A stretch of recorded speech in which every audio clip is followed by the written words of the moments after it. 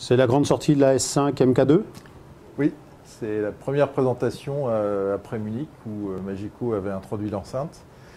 Donc elle est sortie autour de cet été et c'est une évolution du modèle qui existait. La MK2 également a été appliquée comme évolution à la S1.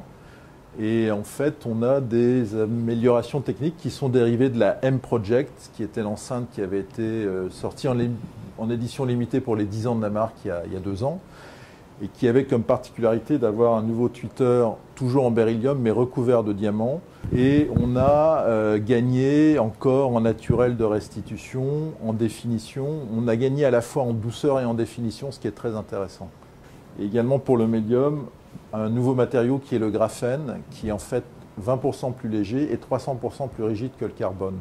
Donc on est toujours dans l'idée d'avoir quelque chose qui va vers le maximum de rigidité et le maximum de légèreté pour avoir ce travail en piston qui est l'idéal théorique duquel on essaie de s'approcher. On garde évidemment les structures telles que Magico nous a La forme globale reste la même, mais il y a quand même eu aussi un travail sur la caisse, un travail mécanique, puisqu'en fait on a par exemple sur le dessus une plaque qui est beaucoup plus épaisse qu'avant, qui est bombée d'ailleurs, qui donne aussi un aspect esthétique assez intéressant.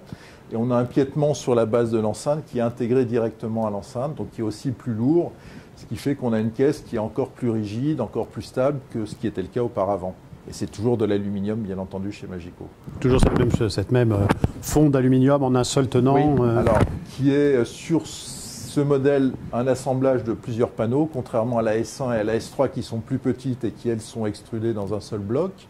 La taille de celle-ci ne permet pas de le faire, mais on a des renforts internes, on a une structure qui fait qu'on a une caisse qui est totalement inerte, ce qui est évidemment, là aussi, ce que fait Magico depuis le début, et à chaque fois, on va vers encore plus de stabilité mécanique sur l'enceinte.